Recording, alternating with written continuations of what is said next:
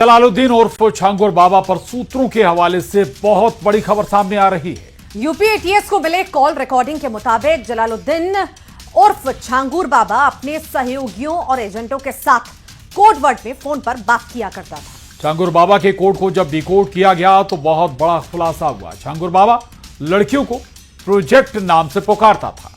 जो call recording इस वक्त यूपी एटीएस की जांच में निकलकर सामने आई है, उसको जब डिकोड किया गया तब ये बात निकलकर सामने आई कि जलालुद्दीन उर्फ छांगुर जब अपने किसी सहयोगी या एजेंट से फोन पर मिट्टी पलटना शब्द का इस्तेमाल करता था तब उसका मतलब होता था धर्मांतरण।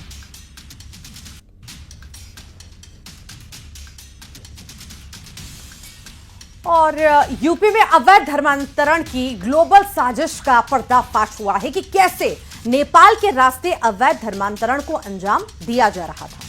पुलिस सूत्रों के मुताबिक फंडिंग के लिए काठमांडू सहित नेपाल के सीमावर्ती जिलों नवलपरासी, रूपंदेही और बांके में 100 बैंक खाते खुलवाए गए और इन अकाउंट में धर्म परिवर्तन करने के लिए पाकिस्तान, दुबई, सऊदी अरब और तुर्की से पैसे भेजे गए। एजेंट ने 4 से 5% कमीशन पर नेपाल के बैंक खातों से पैसे निकालकर सीधे जलालुद्दीन तक पहुंचा दिए और इसके लिए कैश डिपॉजिट मशीन सीडीएम का भी इस्तेमाल हुआ।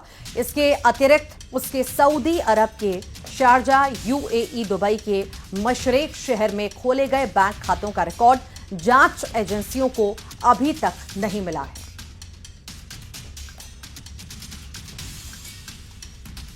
और धर्मांतरण मामले पर सीएम योगी का बड़ा बयान आया है। सीएम योगी ने कहा कि देश का स्वरूप बदलने की कोशिश हो रही थी। धर्मांतरण के लिए विदेश से पैसे आ रहे थे। 100 करोड़ से अधिक ट्रांजैक्शन का पता भी चला है। यही नहीं, धर्मांतरण के लिए 40 बैंक खातों का इस्तेमाल किया गया था। भय और लालच देकर धर्मांतरण कराया जा रहा था। यानी कैसे धर्मांतरण के कार्यक्रम को आगे बढ़ाना है,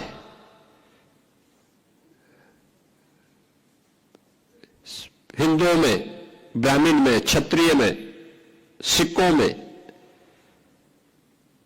अन्य ओबीसी जातियों में, अनुसूचित जाति जनजाति के लोगों को कैसे धर्म। छांगुर बाबा को लेकर विधायक रामेश्वर शर्मा ने कहा कि उसके ठिकानों को तोड़ा जा रहा है। रामेश्वर शर्मा ने यूपी सरकार की तारीफ की और कहा कि ऐसे अपराधी किसी भी राज्य में हो, सख्त एक्शन होना चाहिए। बेटियों की कीमत लगा लगा कर बेटियों को बेचा गया और उन बेटियों के साथ दुष्कर्म किया गया। ऐसे अपराधी को तोड़ा और कुचला जा रहा है। ऐसे अपराधी देश के किसी भी कोने में जहां जहां हों, मेरी सभी सरकारों से करबद्ध प्रार्थना है कि ऐसे अपराधियों को ढूंढो, उनके साम्राज्य को उखाड़ो, उनको तोड़ो और उनको दुनिया को बताओ कि अब इस तरह का अपराध घिनौना कृत्य है और ये भारत में किसी भी कीमत पर बर्दाश्त नहीं किया जाएगा। और खबर सीएम से जुड़ी हुई। मुख्यमंत्री डॉक्टर मोहन यादव कल से स्पेन और दुबई दौरे पर जा रहे हैं। विदेश यात्रा पर सियासत भी अब गर्मा चुकी है। कांग्रेस के प्रदेश अध्यक्ष जीतू पटवारी ने कहा कि प्रदेश में अब तक कितना निवेश आया है, इसे लेकर जानकारी देनी चाहिए। उधर जीतू पटवारी के बयान पर बीजेपी ने पलटवार किया। बीजेपी ने कहा कि कमलनाथ सरकार आईफा जैसे आयोजन कराती थी, लेकिन हमारी सरकार उद्योग लगा रही है और लोगों को रोजगार दे रही है।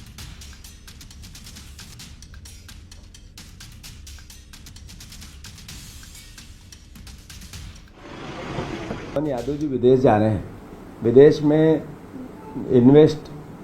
निवेश लाने की बात कर रहे हैं। मैं समझता हूं मुख्यमंत्री का प्रयास होना चाहिए। अभी कल भी इंदौर में भी कुछ किया, फिर 2 दिन, 3 दिन, 4 दिन पहले पंजाब भी गए थे।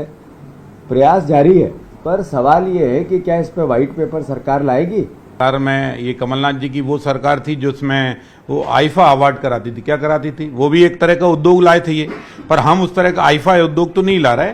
हम ला रहे हैं उद्योग, ला रहे हैं आईटी के क्षेत्र में जा रहे हैं, कॉटन के क्षेत्र में जा रहे हैं, कल पुर्जों के क्षेत्र में जा रहे हैं, बड़े बड़े सेक्टर खोल रहे हैं। आज मध्य प्रदेश उन्नत मध्य प्रदेश की तरफ आगे बढ़ रहा है।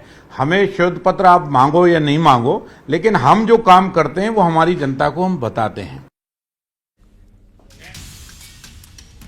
और आज देश भर में रोजगार मेले का आयोजन किया गया है, जिसमें 51,000 से ज्यादा अभ्यर्थियों को नियुक्ति पत्र बांटे गए। में राजधानी भोपाल में रोजगार मेले का आयोजन किया गया, जिसमें केंद्रीय मंत्री शिवराज सिंह चौहान शामिल हुए। साथ ही मंत्री विश्वास सारंग, सांसद आलोक शर्मा भी रोजगार मेले में पहुंचे।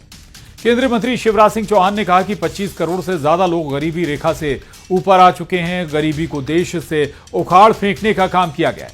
केंद्रीय मंत्री ने कहा है कि पूरी तरह से ट्रांसपेरेंट योग्यता के आधार पर नियुक्ति दी जा रही है। 10 लाख से ज्यादा नौजवानों को ऐसे नियुक्ति पत्र देके रोजगार दिया जा चुका है। उनमें से 51,000 को आज, 51,200 से ज्यादा रेलवे सहित विभिन्न विभागों में सीधे शासकीय सेवा में सम्मिलित किया गया है।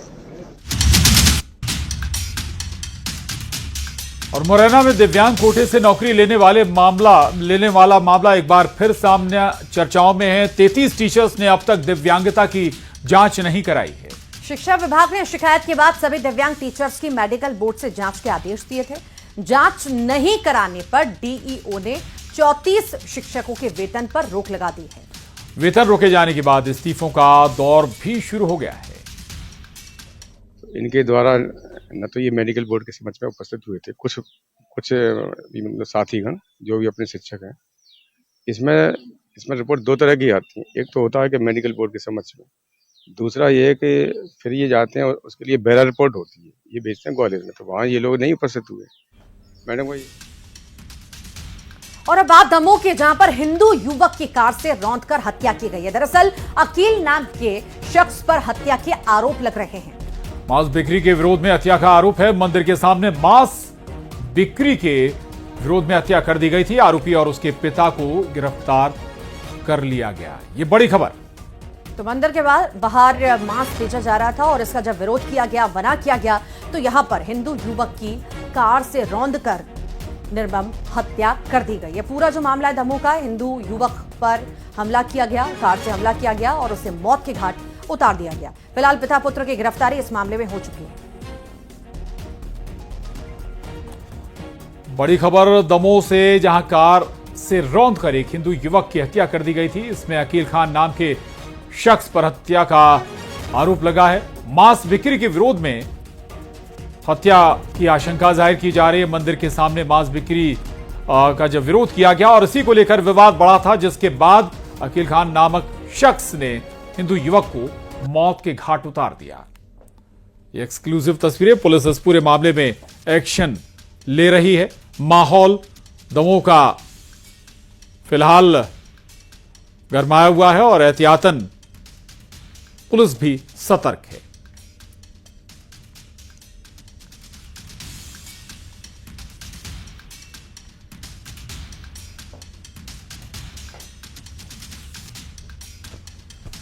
आशीष जैन, न्यूज 18 संवाददाता हमारे साथ जुड़ गए हैं जानकारी के साथ। आशीष, अभी तक क्या एक्शन लिया गया इस मामले में? ये रात का पूरा घटनाक्रम है और घटनाक्रम सामने आने के बाद जब इस तरह का मामला सुनकर के सामने आया तो अब पुलिस के द्वारा आरोपी को गिरफ्तार किया गया। और अभी दोपहर में ही उनके द्वारा जब शव का पोस्टमार्टम किए जाने के बाद शव परिजनों के पास पहुंचा तो परिजनों के द्वारा वहां पर प्रदर्शन भी किया गया था और प्रदर्शन किए जाने के साथ ही उनके द्वारा एक मांग पत्र भी पुलिस को सौंपा गया, प्रशासन को सौंपा गया, मुआवजे की मांग की गई। लेकिन जो पूरा एंगल निकल कर सामने आ रहा है वो एक शिव मंदिर के सामने जिस तरह से दुकान संचालन का मामला है और इस वजह से ये पूरी कार से रौंद करके हत्या किए जाने का घटनाक्रम है। तो ये बड़ा घटनाक्रम है और इस मामले को लेकर के पुलिस और प्रशासन पूरी तरह से मुस्तैदी के साथ जहां आरोपी को गिरफ्तार करके हर एंगल से चर्चा कर रही है, बातचीत कर रही है और इस मामले पर एक लक्ष्य तक पहुंचने की, जांच के सभी बिंदुओं पर बातचीत करने की और जांच के बिंदुओं के आधार पर ही कार्रवाई करने की बात कर रही है। तो ये पूरा जो घटनाक्रम सामने आया बड़ा सनसनीखेज मामला है। चूंकि श्रावण मास का अब शुरुआत हो गई है, ऐसे में शिव मंदिर के सामने जो जिस तरह से दुकान का संचालन किया जा रहा था और इस दुकान के संचालन की वजह से एक कार से रौंदकर हत्या की जाने का घटनाक्रम जो परिजनों के द्वारा कहा गया है, बताया गया है, सामने आया है। और उस तरह से आप पुलिस पूरे एंगलों पर, पूरे बिंदुओं पर जांच कर रही है और जांच के बाद पूरे तथ्यों का खुलासा। हालांकि आरोपी को पुलिस के द्वारा गिरफ्तार किया जाना भी बताया गया कि पुलिस के द्वारा उसको गिरफ्तार किया गया है और पूछताछ की जा रही है। जी ठीक ठीक, गिरफ्तारी तो हो गई है और देखना होगा कि किस तरह की इस पूरे मामले में कार्रवाई भी होती है, क्योंकि त्योहारों पर कहा जा